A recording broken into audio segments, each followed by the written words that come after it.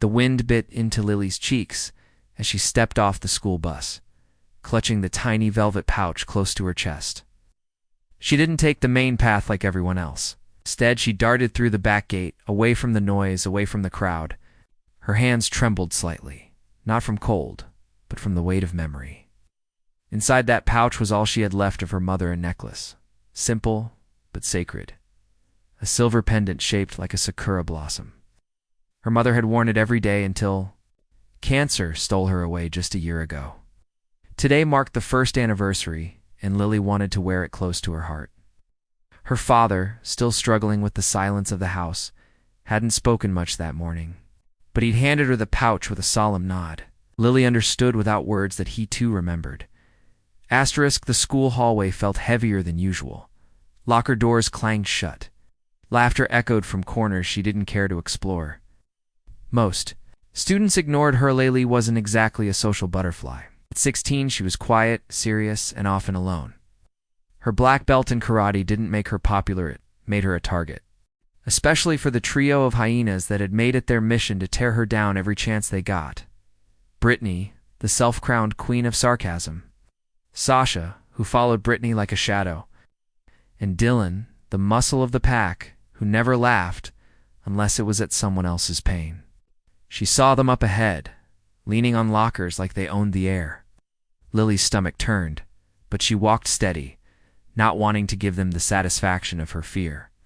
She passed them without a word, but Brittany wasn't having it. Oh look, it's Little Miss Dojo, Brittany sneered, flicking her gum into a nearby trash can with an exaggerated snap. Got any ninja tricks to show us today? Sasha cackled, already pulling out her phone to film. Dylan cracked his knuckles like he was warming up for some punchline. Lily kept walking, saying nothing, until Brittany's voice turned ice cold. What's in the pouch, freak? You carrying nunchucks? Or is that your secret kung fu juice?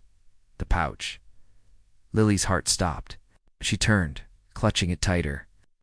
None of your business, she said calmly. But Brittany's eyes lit up. She smelled vulnerability. Oh, now I'm curious, she grinned. Before Lily could react, Sasha darted forward and snatched the pouch from her hands. No. Lily cried, lurching forward, but Dylan stepped in front of her, shoving her back with one solid arm. Careful now, he taunted. Don't want you doing a roundhouse kick and hurting someone's feelings. Brittany opened the pouch, her face scrunching in mock curiosity. It's a necklace. How? Boring. She dangled it by the chain like a toy, inspecting it with theatrical disgust.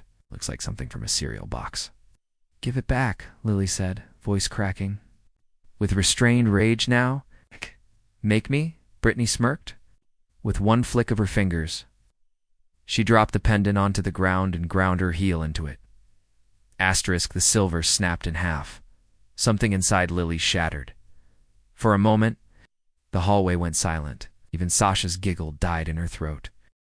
Lily stood frozen, eyes on the crushed remains of the pendant. Her mother's last gift destroyed. On purpose. And suddenly, all the months of bottled grief, all the mornings waking up wishing she could hear her mother's voice just once more, all the hours spent trying to be strong, it all boiled over in one pulse of pure fury. Dylan stepped toward her again, trying to act cool, but his smirk vanished when Lily moved. Fast, a blur. Her left foot pivoted, her stance solid. Precise spinning back kick caught him in the ribs and sent him stumbling into the lockers. He wheezed, doubling over in shock. Sasha screamed. Brittany dropped the broken necklace and took a step back, too stunned to run. Lily advanced, back off. Brittany yelled, raising her hands. It's just a necklace. But Lily didn't hear her. Or maybe she did, and just didn't care. With lightning speed, she closed the distance and swept Brittany's legs out from under her. Brittany hit the floor hard, gasping for breath. Sasha turned to run, but Lily's voice cut through the chaos like a blade. Pick it up, Sasha. Froze. What? Pick up the pieces, Lily said, her voice low, but firm. Every last one. Now.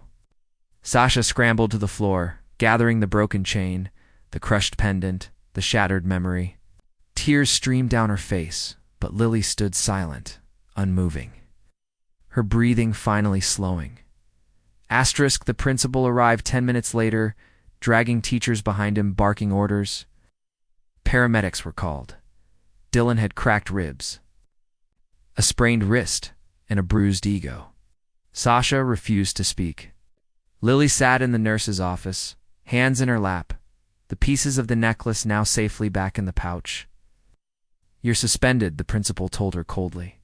"Possibly expelled. You sent 3 students to the hospital." Lily didn't argue. She only looked out the window, blinking back tears. Later, her father picked her up in silence. But when she told him what happened, showed him the broken necklace, he didn't yell, didn't scold. He just pulled the car over, put his head on the steering wheel, and wept. Word spread fast. By morning, the entire school knew what had happened. Half the students whispered admiration. The other half whispered fear. Videos had already gone viral. Hashtags like #BlackBeltLily and #NecklaceJustice trended online. Some called her a hero. Others called her violent. But Lily didn't care about labels.